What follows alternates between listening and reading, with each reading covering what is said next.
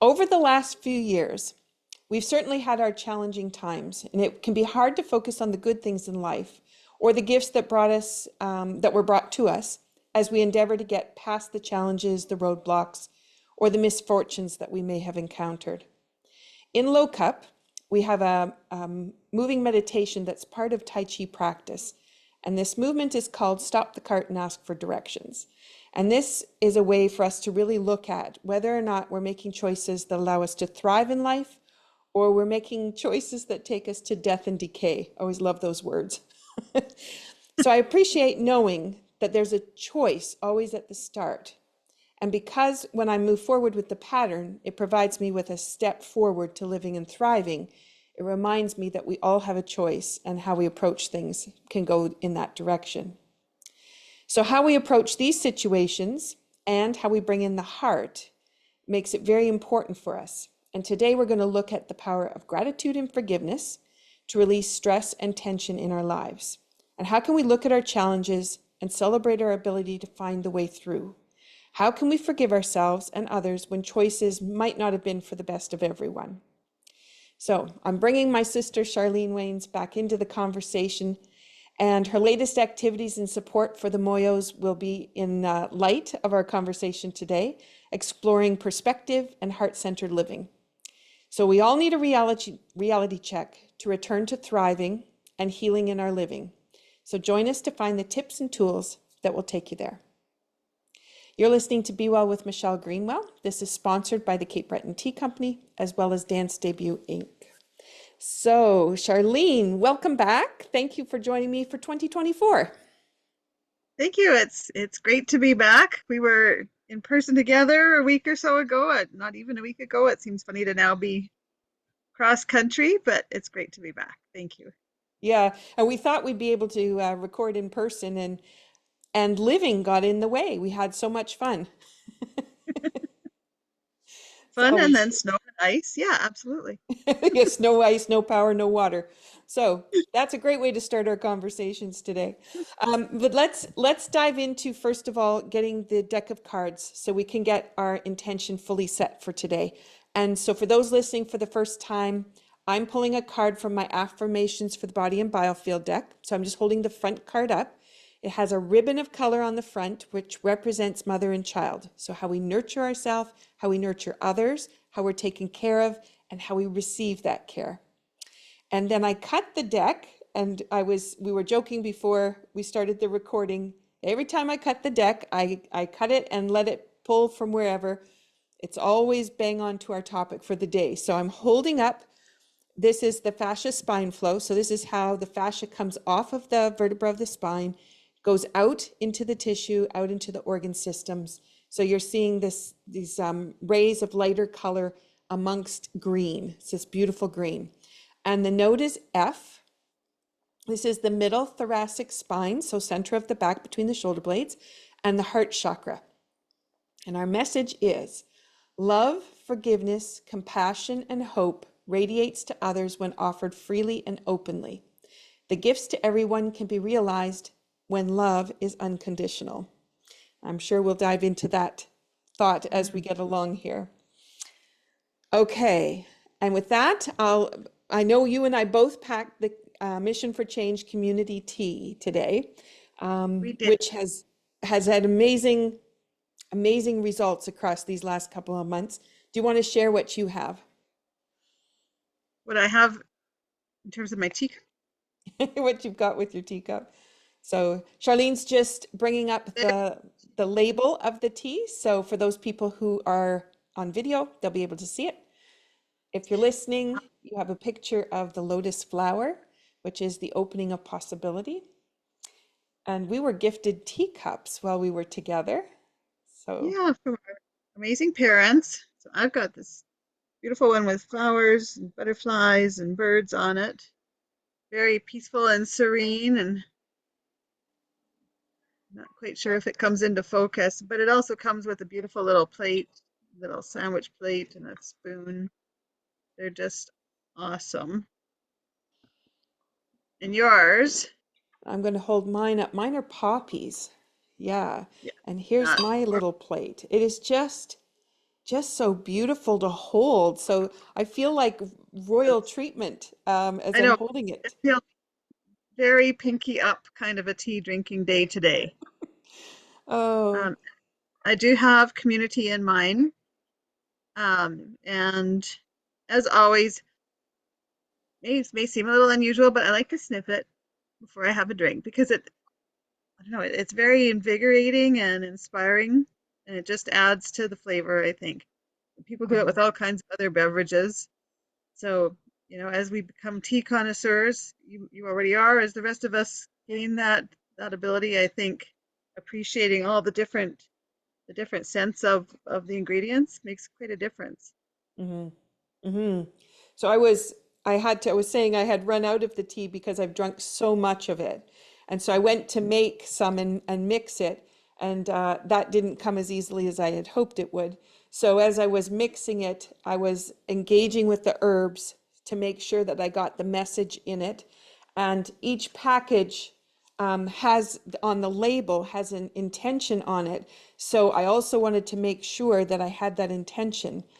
In community, we are empowered for change. And so as I was making the tea, I was really reflecting on holding on to that intention with the bit I had to make myself today. So, yeah. All right. So, cheers. Cheers, absolutely.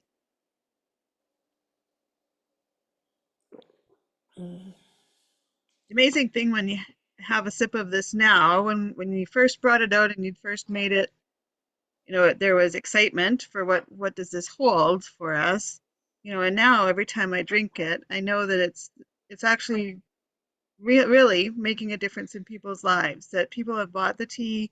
Not only have they bought the tea, but often when they buy the tea, they say keep the change, just put it towards the family, something to help.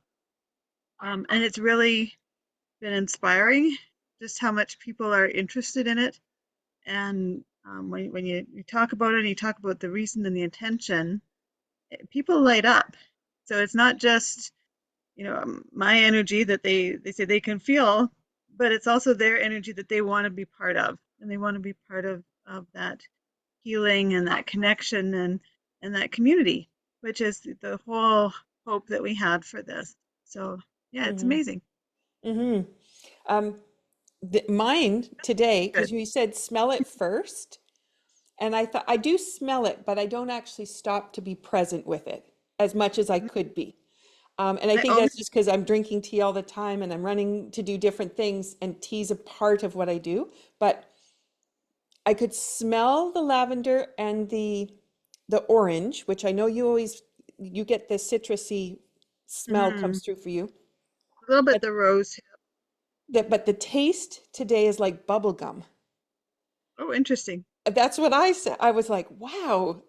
But it was because I prepared it differently. I really locked into the actual intention, which sometimes I lock into the herb and I connect Mm. in with the herb, not so much with the intention in mind, but this time I flipped that around. And I know that that's going to sound crazy to those people listening, because how much power could an intention really have? But it does change the flavor, It does, change the way you think about it.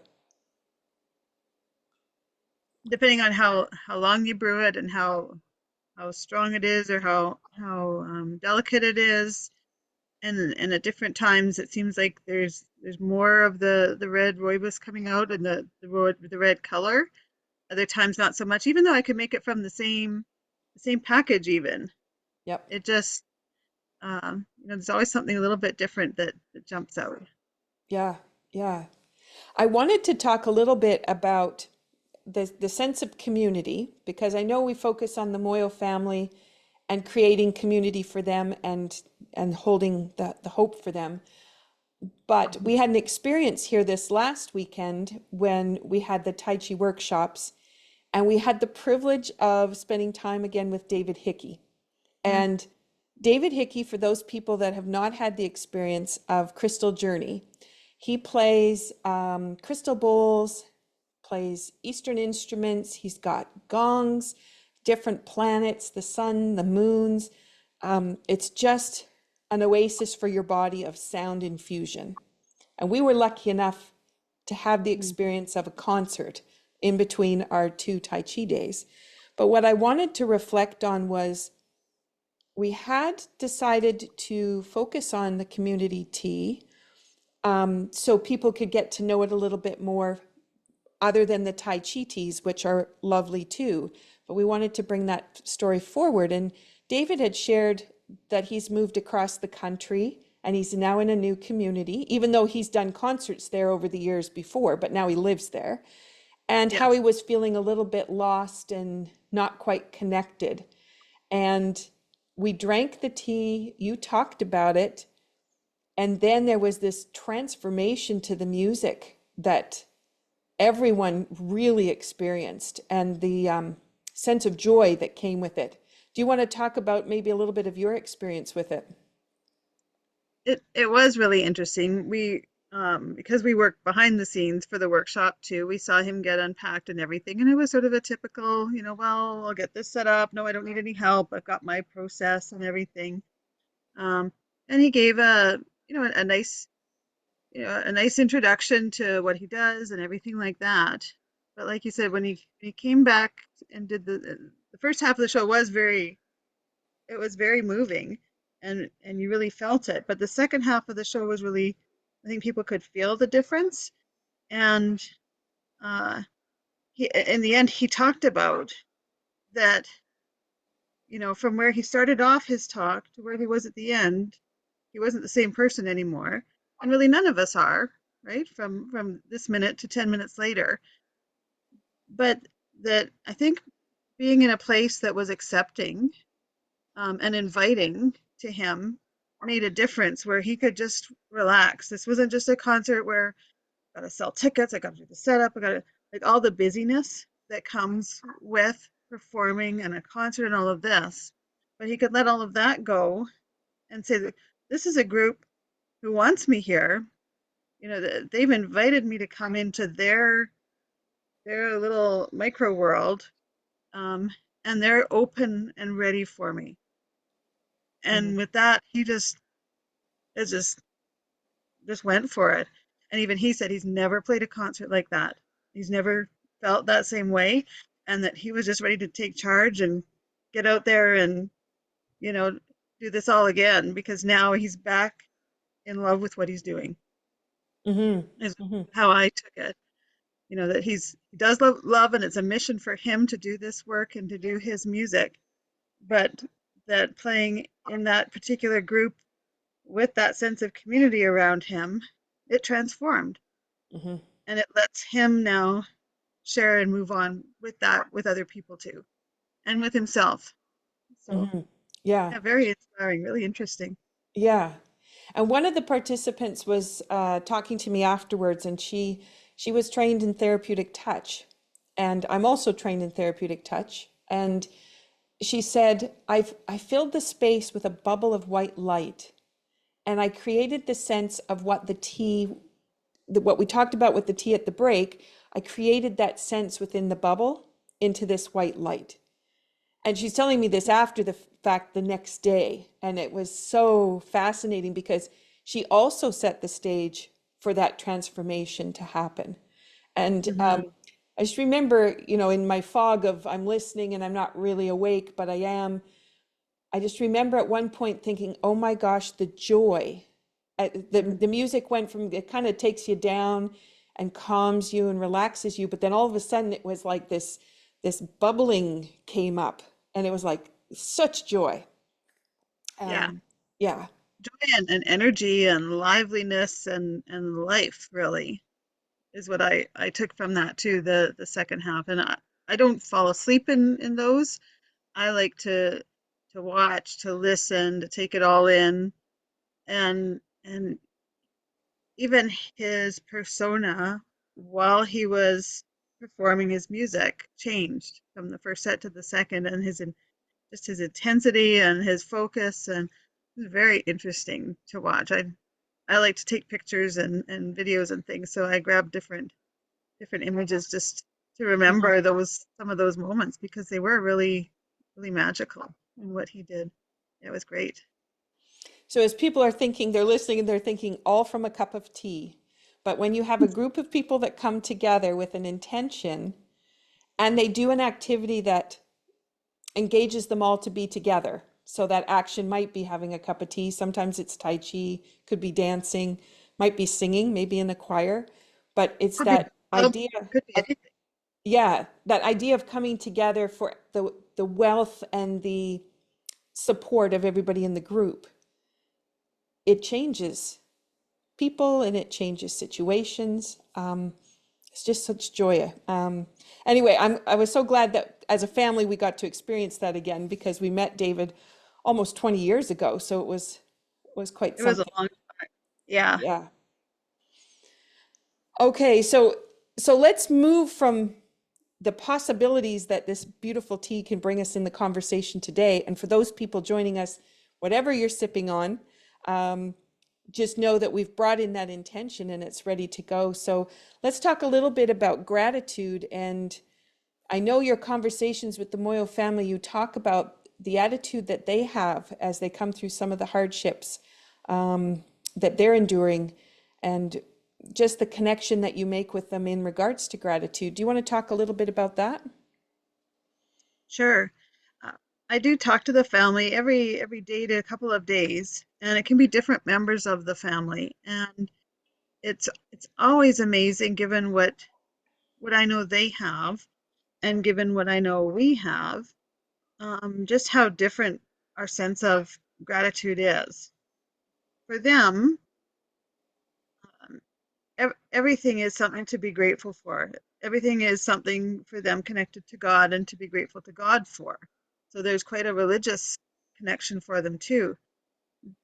But in everything that happens, and even if I say, right now there is no money to send. I understand there's a need for this or that, but I'm here with you. We'll talk about it. We'll we'll see what our outside the box thinking can do. They're grateful just for the companionship and the love. They're grateful for the fact that the world hasn't forgotten them. That someone has reached out to say, yeah, you all matter. Each of you has a purpose, and you're not invisible. You're not thrown away. Somehow, we're going to help bring those purposes and those intentions for the family out, and they can be grateful for prayer, for a hello. They're grateful for us letting them know that we're okay. Mhm. It's always a question in their mind, especially right now with the cold. They don't understand how we can survive in the cold. For them, they live often in the 30 Celsius to 40 Celsius range. Very, very hot, where we'd be gone. I would be gone. I wouldn't be able to survive that.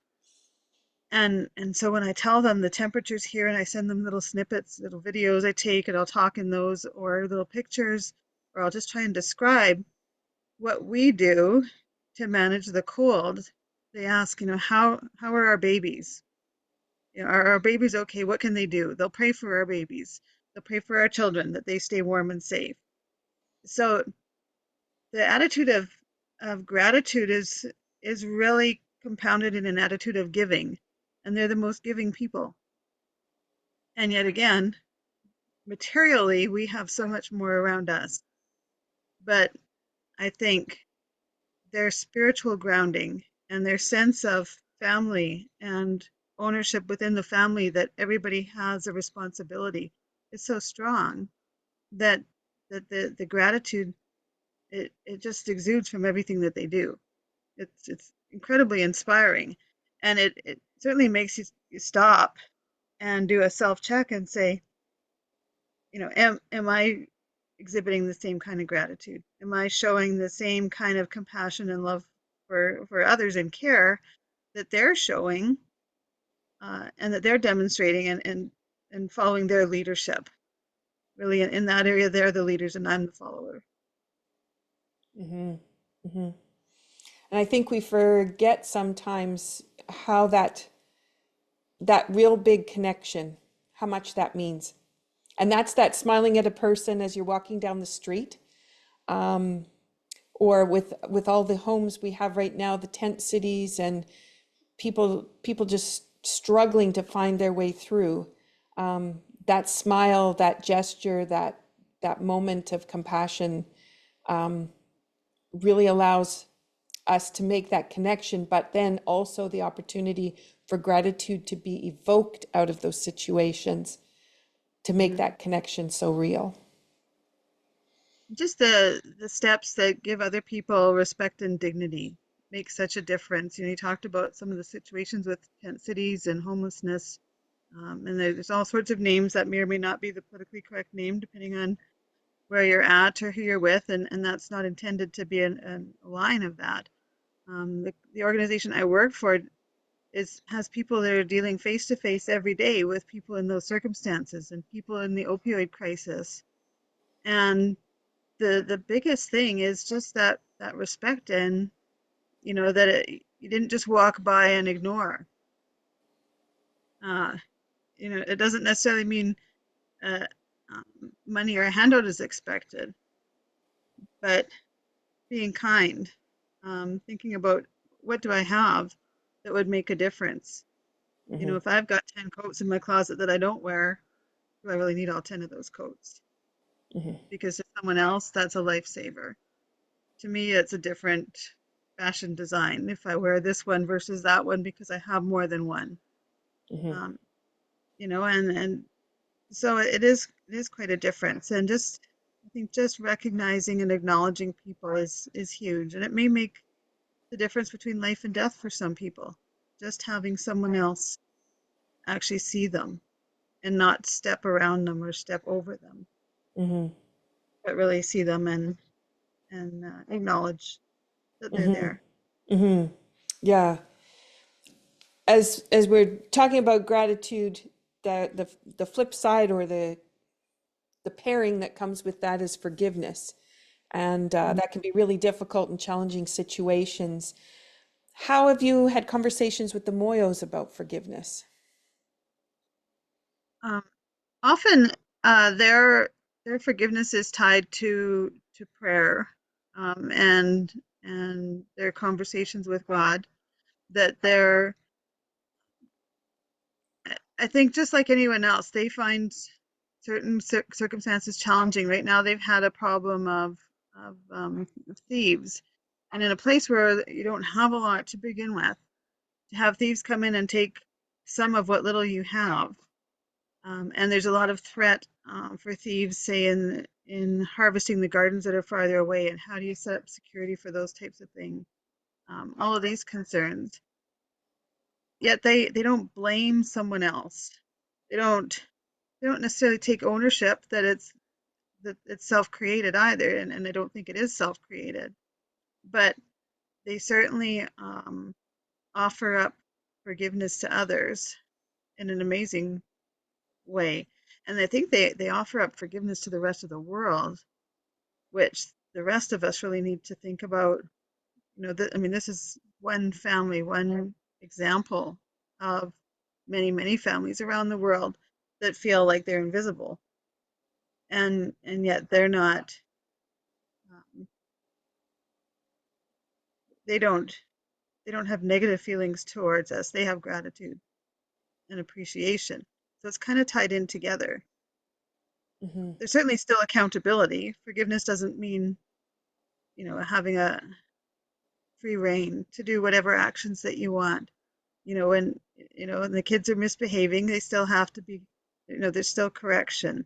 There's still, what is the order of who does what and how are things done.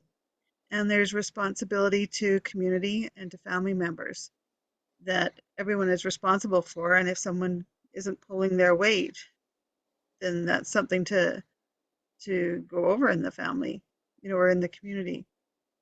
But I think it's different than here, where we really like to blame and point fingers Hmm. at others, and yet we have so much to be grateful for, when sometimes those things are so petty when you look back. Hmm. Try and think of all those little nitpicks that you had with somebody over, things over the years or something like that. How significant are those in the big picture? Hmm. And does holding the weight of those on really, does that add to your life? Maybe doing something to change them does add to your life. I'm not saying just ignore, Hmm. but I think it also makes a difference in dealing with it and then trying to find a better outlet for your energy. Because that negative energy is also a weight, right? And we see all kinds of problems with depression and mental illness and a lot of things that people just feel overwhelmed with, and having more negative weight certainly can't help those situations. Mm-hmm. Mm-hmm. I was um, doing a program of dance today with Bonnie Bainbridge, and she'll have to forgive me her last name. It's a hyphenated last name. I forgot the last part, but Bonnie Bainbridge, who is in her 80s. She's an amazing woman. But today was consciousness and feeling the weight of consciousness. Mm-hmm. And that was holding onto an object and then removing the object, but still seeing if you can feel the weight of it. And then can you feel the lightness of the weight removed, but the idea of the object still there? And so as I was exploring what that meant for movement, you do lighten up.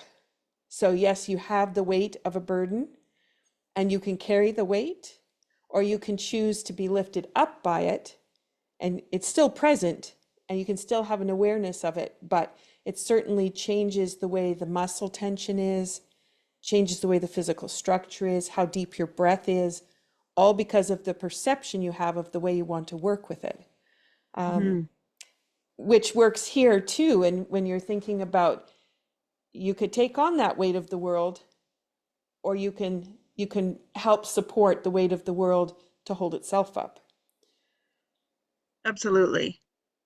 And finding a way so that you don't have to be outlets. You don't have to have the world on your shoulders alone, Hmm. right? If everybody's got a little bit of the world on their shoulders, it's not so heavy.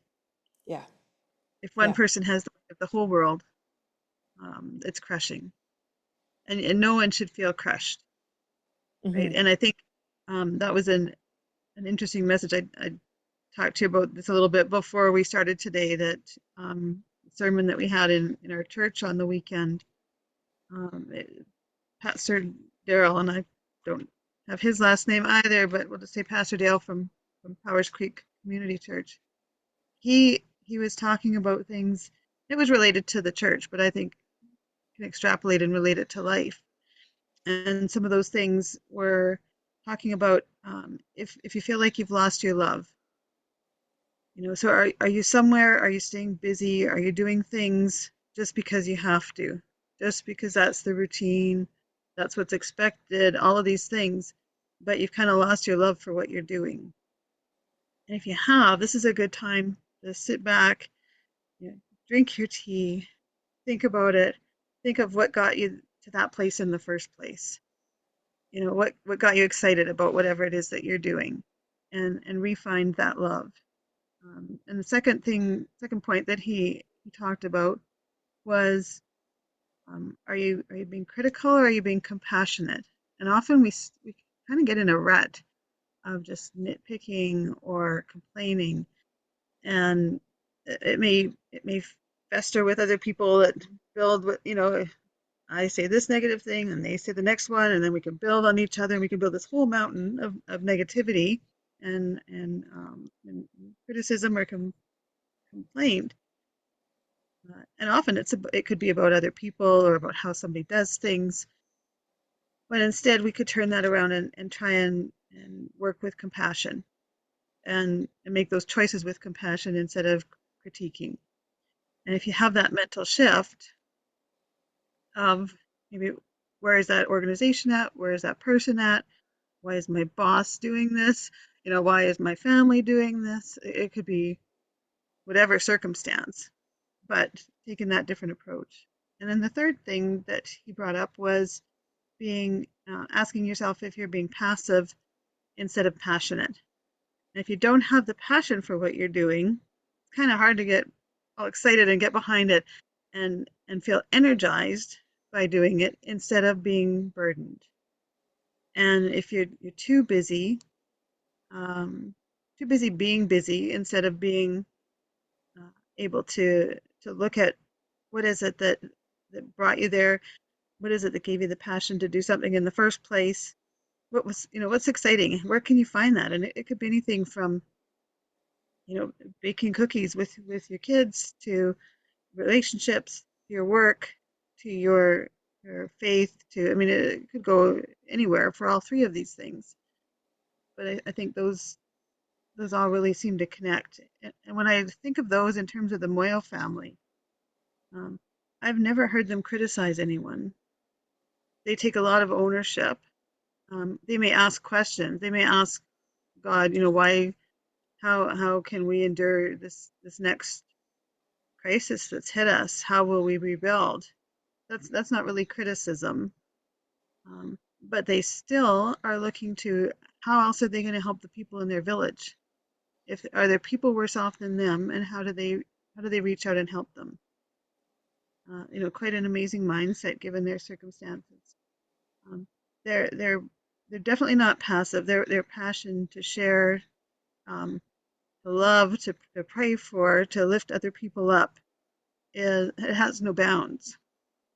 So they certainly have that, and there's no loss of love. I mean, that family, for every crisis that has hit, every adult or parent that has died, the family takes in the children of those deceased siblings or relatives, making it a bigger and bigger family. Some of whom are orphans, and in most circumstances would have gone to an orphanage. In most other families, they wouldn't have found the means or the way to keep a family together in these really, really dire circumstances. But because they haven't lost that love, they have a huge love for God and for family. It's not really a question. It may be a question of how are we going to do it, but not if we're going to do it. Mm-hmm. So if we all jump in with, it's not a question of of the ifs. It's how we're going to do it, because we've got this passion for what we want to do. We want to make a difference. We want to change, and that change is kind of self-interested, because the more you do that, the more it boosts you up as well, and you get more benefit out of it, and from the connections that you make, whether it's the people here that you work with, the people from afar that you're working with. Doesn't really matter what the project is. This is my passion and my mission. This family is like my family, but people can have so many different things that they can engage in and Mm-hmm. feel that difference and make that difference, from the smallest thing of waving and smiling at a new neighbor, so that they know that there's actually humanity out there. It's not just all these closed doors on the street. Mm-hmm. To to volunteering to be on a board. I mean, you can go, or to be the ground force of some organization. You can be as small or as big as you want. It's just a matter of how much sort of integrity and passion you have in doing that. Mm-hmm. Mm-hmm. I'm thinking about we've talked about it before, and I know it came up while we were together, but the Moyo children in education, because they just went back to school. So then there Yeah, was school fees, and it's not cheap to go to school there. Um, for for a very poor country, it's very expensive for these kids to go to school. yeah. It really is, and that's something that's very important to the family, because they understand that with education there are more opportunities and more ways for the children to better themselves in the future and to better the family. So education has been a very strong plan and hope for Stephen and Maria initially, for their kids, and now for the other kids in the family, not all of whom are necessarily going to school because of the costs. The costs per child depends, the younger kids to the older kids, but on average, say maybe $120 to $150 per term, and there'll be 3 terms in the school year. And that's Um, and that's in Canadian funds? that's in our dollars. So Okay. that that could be a whole year's worth of work to Yeah. send one child to school. So all 5 of the Moyo kids are in school and have been. Some of the other family members are not, Mm-hmm. which is a struggle. Then even things like getting pencils and papers and books is sort of the next. step. They generally don't work with their own books. We did have a set of books that the older kids were using a couple of years ago, but there's been a couple of natural disasters that those got washed away along with everything else. But we were hoping that those would be something that could be passed down then to the younger kids to then use, because all of the kids in a classroom will use one book that one or two books that the teacher has for 30, 40, even 50 children. I don't know how Wow. they do that. Yeah. And I mean, here we'll close the schools in extreme heat or extreme cold. The kids walk, 4 or 5 kilometers, depending on which school and which age, to get to school in the morning. They don't necessarily have lunch because they may not have enough food to be able to take food or lunches with them. They don't have school supplies. They may sit out in the heat in 30 or 40 degrees Celsius weather to learn. And then they have to do well enough that they get invited back to school the next year. So you have to be successful. There's a lot of pressure to succeed, not even from the families, although if the families have invested in education, anyone in the district, there is a lot of pressure then for the kids to do well. So they Hmm. have a lot of standardized tests at the end of classes, or at the end of terms and end of grades, and then anxiously waiting to see did they do well enough to move on. I don't think in the really younger grades that they do that, but I think once it's what we would consider it to be like a middle school and high Hmm. school age, then it's not a given that even if you had the money, could you go to school? You have to have achieved a certain level and maintain a certain level for the school to keep you. Wow. Very different here. So the kids are very appreciative of the opportunity for school because they see their cousins living with them who aren't able to go to school too. Hmm. Hmm. Um, so it's quite a shock. Some people will ask me, well, do you send them, boxes of school supplies or books or things? And because their curriculum will be different than ours, sending books doesn't make sense, and it's very heavy and very expensive to ship things. But I haven't sent things that are school supplies, and the reason is that school supplies can be bought there. I have sent them a couple of boxes, not in a couple of years now, because of the cost of shipping. I find it's better to send them money where they can go and they can spend that money at another local merchant, which will then benefit that other family as well. Hmm. Because if I just ship things, there's no benefit other than to the family receiving it, but there's no benefit to anyone else. Hmm. Whereas if they're going to the vendor who sells the pencils and the notebooks, then that family has a bonus if there's a new family who's able to purchase those. Not a Hmm. bonus, it's an increase in their business. So that's some of the logic of not just sending trinket boxes or boxes like shoe boxes that we see that for Christmas that some organizations will do, and I certainly I don't disagree with them. I think it's great to be able to do that. But in the case of this family, it hasn't panned out that the $100 or $200 that I would spend to ship a very small box there, and it would get there in a couple of months, and we aren't necessarily sure that it will all get there, or it may be pilfered a little bit at a mail station somewhere. We just don't know if it gets there at all. But that $100 or $200 of postage fees could be a lot of food, or it could be that would be probably 6 or 7 mosquito nets, at $200. It's just when you compare what it could purchase if they bought it themselves there versus the just lost cost of shipping, it just doesn't make sense. Hmm. Hmm. And then you've got, I was thinking about the kids who have to become adults because it's time for them to be out in the field working and they need to bring the harvest in. So school becomes something that is a luxury that the family can no longer afford for them. Um, what do they do with, and just linking back to forgiveness, knowing that, that's the end of their education and then supporting that next group of kids coming up to try to help them to get the education. Have you talked with them a little bit about those feelings?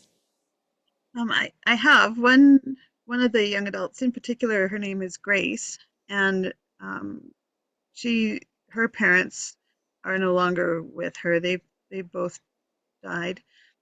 She's about I think she's about 22 or 23, so young adult.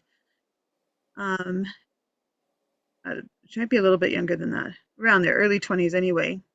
When Stephen died a couple of years ago of COVID, she was still going to school, and they can go to school later than we do. They have it's different numbering and grading and everything else.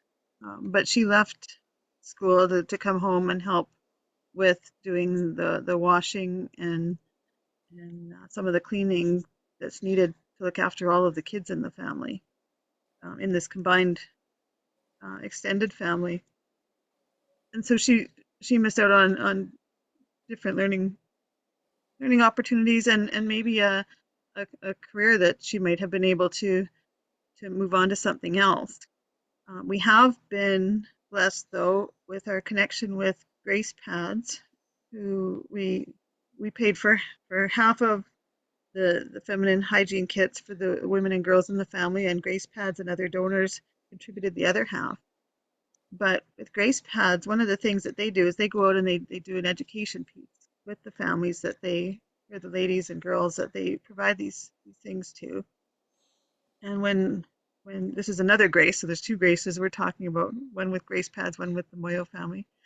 So Grace from Grace Pads, when she was out and speaking to the family and giving them these kits, she spent time talking to each of the women and girls about what are your hopes and dreams? What would you like to do? The best of all worlds, if you could do something, if you could do something that would add economically to the family or to yourself, what would you want to do? And it's something I've been asking and trying to get them to think about, but I think it's something that seemed a little bit surreal to them until they actually had someone in Malawi who came down and showed them that here she herself is only in her 20s, and Mm. here she's all these systems built up and inspiring so many people and making them stop to think, what do I want to do and how do I achieve that, which is completely new thinking, but also it will benefit the family. So even with that loss of education, the bitterness isn't there. Now there's, amidst all of the challenge for food and survival and health, there's an excitement about, maybe some of these dreams will really come true. Maybe, for Grace in our family, Grace in the Moyo family, she said she'd like to be a hairdresser. And Grace from Grace Paths had given her some coaching about how to accomplish that. What are some of the steps she would need to do that? So there, you can try and approach shopkeepers to take you on as a mentor and apprentice kind of idea. So that's something that our Grace is going to try and do. Stella is wanting to learn more about agriculture. So she's got a little baby. She is already harvesting so much food for the family, and with a little baby in tow. He's not a year yet. He'll be a year in a week or two. And somehow, on her own, she is doing this harvesting at a faraway garden. So it's not something where you can just step outside and harvest that. This is big gardens of maize and rice and sweet potatoes and big crops. So she'd like to learn more about agriculture. So she was inspired by Grace from Grace Paths, that this is something she could learn more about. And there's other women who are interested in making small items that they could sell at local markets. And it's just, others wanted sewing machines that they could both repair clothing in the family, but then maybe they could resell some clothing if they knew how to sew and had a sewing machine to be able to do that. So just the inspiration of speaking to someone has given them so much hope and excitement. And unlike, I think, how some of us, and probably myself included, would feel like the world has just, you know, sat on my hopes and dreams and I'm never going to get anywhere. Woe is me. Instead, they are behind each other and supporting each other. And if I say, well, here's my question from Grace at Grace Paths, she'd like to know about this information. They'll get back to me with, we'll be right on that as soon as we can get that back to you, hopefully by tomorrow. But if not, it'll be the next day. They're so eager to take ownership of what they can do for themselves Mm-hmm. and the differences that they can make for themselves and for others. So it's incredibly inspiring. Mm-hmm. Absolutely. Um, yeah, I just, I think about that gesture, right? You reached out to Grace Pads and made one miracle happen, um, Mhm. or several multi miracles happen. But the fact that they went and hand delivered those packages and made that connection, and that there we're talking about community again, and Yeah, just who you smile at, who you listen to, who you support in whatever their ideals are. Just how we just don't know how far it can go, and no, what's it's really possible. incredible. Yeah, and how much being heard can make someone feel like they can do it. Hmm. There is something different where they never really saw a different way. Stephen's goal when he was alive was to build information and ways to help feed widows, young moms, and things because he wanted to change the nutrition for new babies, especially. Hmm. That was part of his goal, and he was trying to go out and do that within his congregation and reach out and make that difference.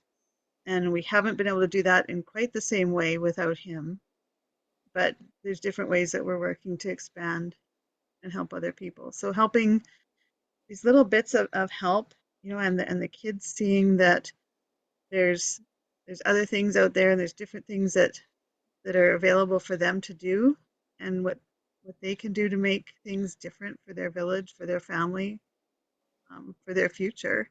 Hmm. They're so excited. You know, they're so eager to learn, Hmm. whether it's from school or from our chats, from information from Grace, the Grace Hmm. Pads, just yeah, overcome with joy with it. Hmm. Hmm. And I think one little piece that's in there that's always woven within the podcast is that Mhm. intention setting of that, and it could be intention, but it could also be goal because it depends kind of what you're working on. But if they hadn't had that vision that perhaps they might like to know more about agriculture, if they hadn't had that inkling, they wouldn't have had the conversation that would let them down the road a little bit further. So as people are listening and they might say, well, nothing ever really happens, or I don't know where I want to go. But you do need to at least have some idea of a passion, which you also talked about, something that Mhm. really sings in your heart, and thinking about, okay, if I could go to something that sings in my heart, what would that look like and where would I want to be? Because you never know who that person's going to be next talking to you that says, I have the key for that. I know how I can get you there, or I know what the possibilities are going to be. And I think we forget that you need to at least get on the road so you at least know you can get on a map to find where you want to be heading. And it's okay if you end up taking a different route on that map. I mean Mm-hmm. that happens, Mm-hmm. but again, it's not being stalled, not Exactly. being passive, being passionate, so Mm-hmm. that there is movement. You do move forward. You Mm-hmm. do you do realize that you can make a change and you do it. Yeah. Yeah. One other piece I wanted to just talk a little bit about from the perspective of the five element theory. From Chinese medicine, we've got five elements, and each of the elements has a set of emotions that predominate within that organ system. And when we don't have balance and harmony flowing through the body, so we sat for too long, a couple of muscles spent a lot of time locked up, there becomes over energy in some systems and maybe under energy in others. What happens is that imbalance creates different emotional filters. So I just wanted to talk about that because sometimes when we get that judgmental piece that you were commenting about, judgment happens or criticism happens when there's an imbalance. And you could have the same experience tomorrow and you might just go straight through without having a judgmental thought. But today you happen to have this block because something happened and you didn't quite keep the balance and flow happening. And so your brain is doing these little critical analysis pieces, and you get some kind of comment that keeps coming out of your mouth that you wouldn't normally say, but it happens. And so I just wanted Mm. to bring that forward for people to think about, because it doesn't really matter necessarily about what's happening in your life, but it makes a difference whether you still keep that balance and flow. And that's having those kinds of emotions like gratitude and forgiveness, compassion, all involved with what you're doing. Because when you have those involved, you have the potential to keep those other emotions that could get stuck in a flow and in the wheel. And I think along with that, sometimes when some of those things become overwhelming and you have that sense of, whatever is going to come out of my mouth today, it's just not going to be good, or those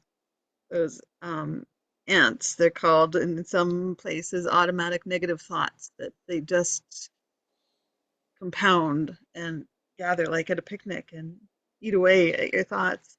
Um, that's a time to also then take those same ideas of compassion and gratitude and giving and turn them back on yourself.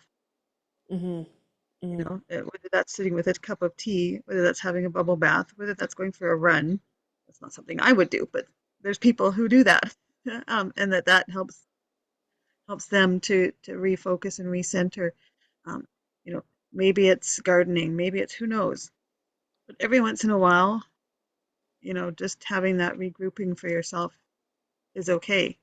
Maybe it's spending the time in prayer, maybe it's meditation, maybe it's Tai Chi like we did on the weekend, maybe it's Kung Fu, it could be dance, it could be anything. But give yourself the grace and the forgiveness that, maybe that's a signal that you've just gotten too busy again. Mm-hmm. And you need to slow it down, recuperate a little bit, and then, you know, come out full speed ahead with the same enthusiasm that you want to have, but you don't have because so much is weighing you down. The danger is that it's easy then to say, well, I stayed away from doing everything yesterday, still don't want to do it today, and for that to become the pattern. So it's Mm-hmm. important to say, hey, I'm giving myself, whether it's this hour, this afternoon, this day, and then that's what's going to recharge me, and I'm going to be able to move on. Mm-hmm. Mm-hmm. Stagnate. I was just thinking, one of the questions I usually ask myself, I hear that nattering going on and it's critiquing and it's should have, could have, whatever. And Mhm. then I stop and I ask myself if I'm 100% myself. And if I'm not 100% myself, then I just have a little conversation about getting rid of those little gremlins, like you said, the ants at the picnic, and just sending them on their way. And just letting Mhm. those ants march out and clear the space.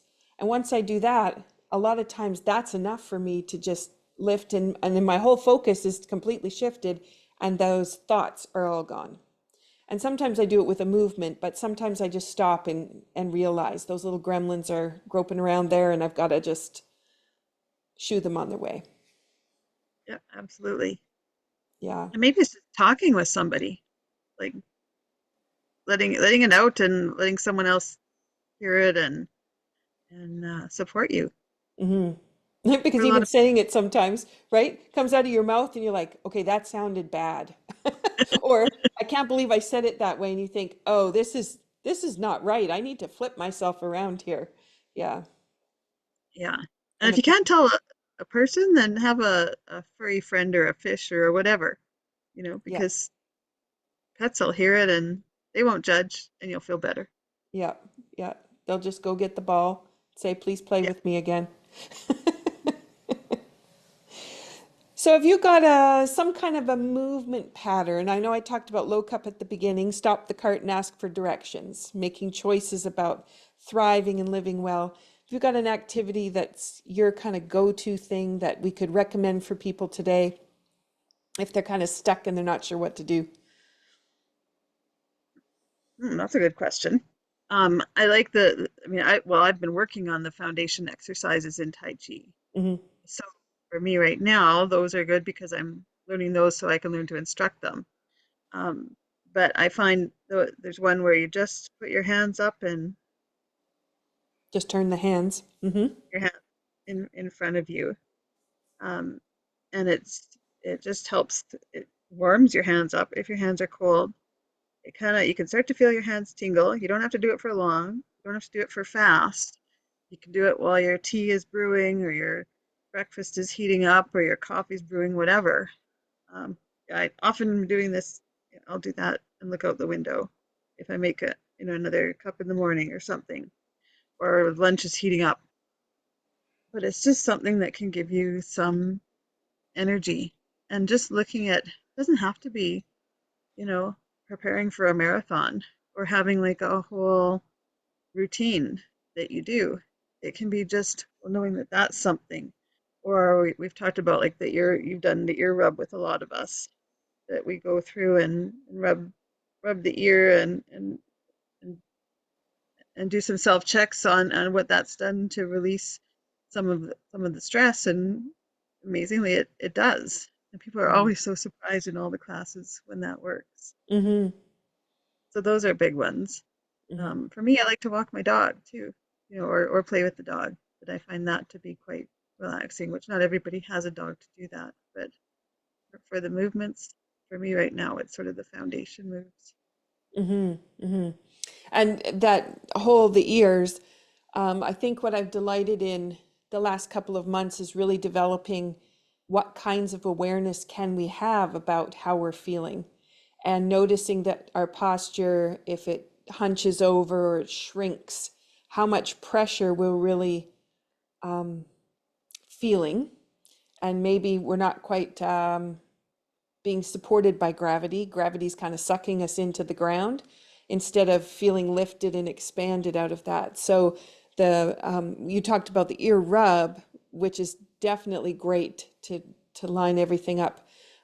Rubbing 3 times down the ear for those that haven't done it before, but also just pulling up on the ears and realizing how even the center of the chest has sunk, and that sinking, that's where your breath is. That's grief, guilt, regret, all can sit in there. So if it's compressed for a long period of time, you can have those kinds of thoughts or emotions pop up.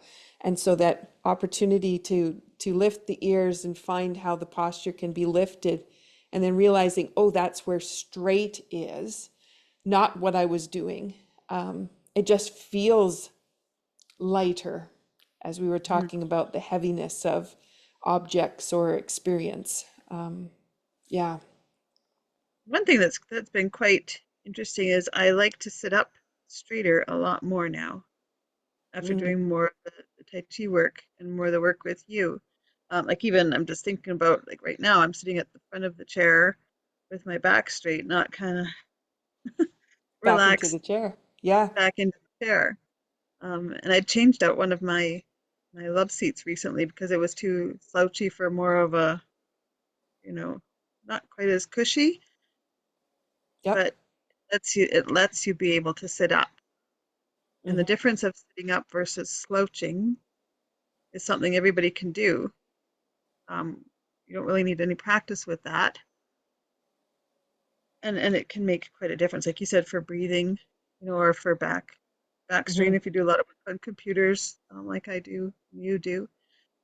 Just making a difference in your posture, being aware of your posture is quite transformative. Hmm. Hmm. And I've been reading The Wild Feminine, and Hmm. it's all about the pelvic floor and how most people are imbalanced on those muscles. And depending on which muscles are not working, you have different viewpoints that you'll be experiencing. So whether you feel supported or you have fear, how you might express yourself or how you accept things that come towards you.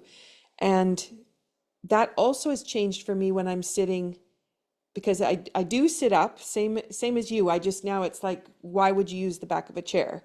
When you can be completely supported yourself. But I also now try to be dynamically sitting so that I'm always moving through the pelvis, forward, backward, around, whatever I happen to be doing. I'm not just sitting and putting that pressure down onto the pelvic floor, because it's taking a lot of weight from that whole core of your body. But if you can lift and support it and keep moving it, those muscles will be working and harmonizing with each other. Mm-hmm. And I knew that, because the pelvic floor matches to the hips, matches to the shoulders, to the jaw, but you kind of lose track. You're sitting on a chair, it's just sitting, but it can be very different.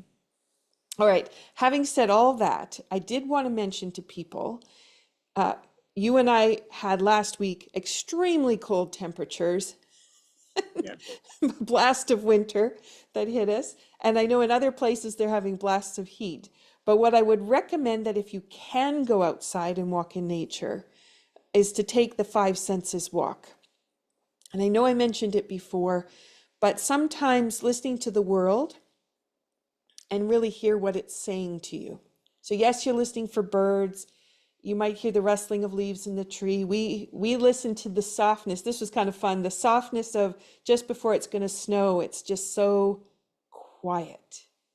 But then what is that message that comes with it? So yes, you have the quiet.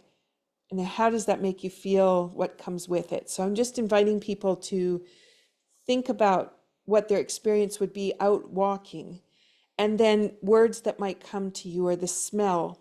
What is the scent of the world? Sometimes we go, oh yeah, that's a rose. And again, I was thinking about the Moyle family trying to understand, we were in a blizzard and we were in Yes. a deep freeze, and they're trying to comprehend what that is. And I was thinking about, when you step on the snow, the temperature of the snow, it has different crunches. Yeah. And I've videoed and sent them videos of just my feet walking and crunching. yeah, and you've got the texture of the snow changes.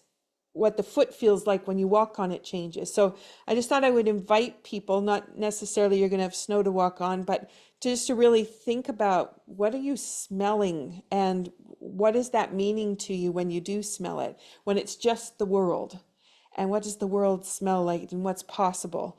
And the other I thought about was tasting the air. Again, when it's just going to snow and it's just before that, it's got a little bit of a flavor that comes with it. It doesn't have a description, but you just know it's going to snow. In the air. Yeah. Yeah. Yeah. And then the last would be things like being able to ground or touch a tree, hugging another, finding ways to feel that connection.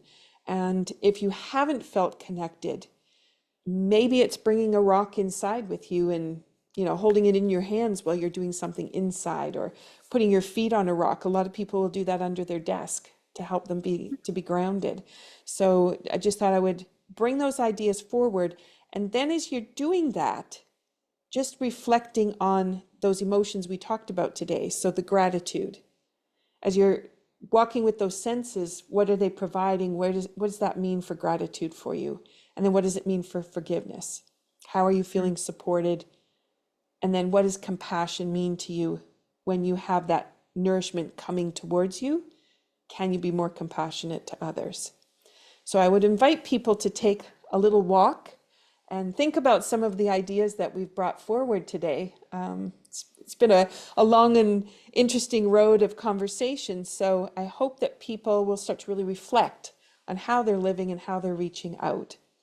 And as what happened at David Hickey's concert was, you had some people who were really interested in learning more about the Moyos and participating with them and becoming more engaged.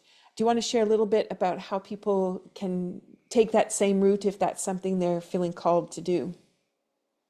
Sure. And I think you usually have the link to, there is a GoFundMe that I'd set up a number of years ago now. I haven't updated the information on it, That's one of my, when life isn't quite as busy, I'll update that. So I do need to do that.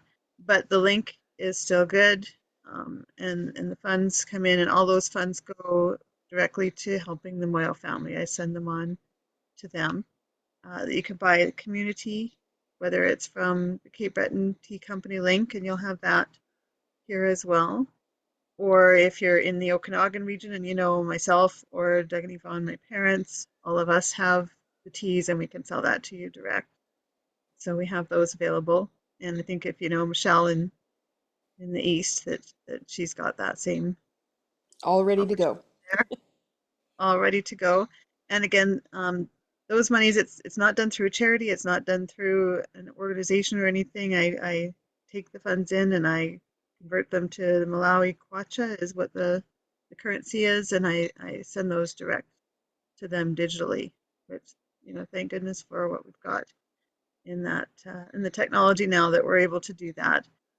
But that's where they go. There's no administration. There's nothing. Cape Breton Tea Company donated all of the ingredients and the packaging and the processing to make the tea packages. So all of that money goes to the Moyo family. So we appreciate any help. And if someone wants to reach out to me, they can reach me through Facebook, Charlene Waines. Just send me a message, and in the message say you want to know more about the Moyos or the tea or Malawi, just something that tells me that you're not a bot, basically. And then our initiative, I know for 2024, aside from other things that are going to pop up, is we're really striving to get towards building that house with the structure that can be more withstanding of some of the weather patterns that they have. So if there's people out there thinking that might be something they like to be a part of, that is one of our bigger goals. And so please step forward if there's anybody who would like to support that. And we did get house plans drawn up a couple weeks ago in Malawi. Oh, So beautiful. again, that was a connection through Grace Pads, that she's got a contractor that she had go out. It was either Christmas Day or Boxing Day and walk through the land that the Moyos have, where a house could be built, and look at the land and look at what's the best design that could be made, and came up with just some really very, very preliminary sketches for a brick made house. Well, actually, probably two houses to start with. They'll need more Beautiful. than that for the whole family, but that's the Yep. start that we're looking at. So we do have some progress there. We've got some steps made. Awesome. Congratulations on that. That's amazing. Well, and some of that is thanks to the community. So it's all of our celebration. Yeah. Absolutely. Yeah. Beautiful. Wonderful. Well, let's bring this conversation to a close, and we will be gathering again in another month with an update, and that'll bring us to almost the end of season 3, which I can't even believe I'm saying that.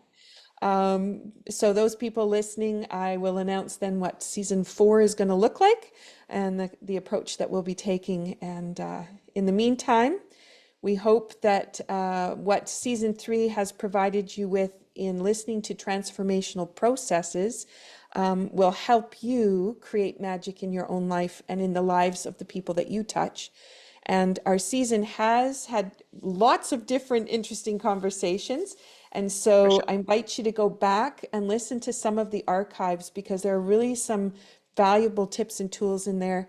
And to remember that every podcast that you listen to is actually designed to be a healing podcast. So it changes how you're feeling and opening up balance and flow for you through the activities that we participate in. So we thank you for listening and please go back to the archives. Thank you, Charlene, for being here. Thanks for having me again. Have a good evening. Take care, everyone. Be well. Bye bye.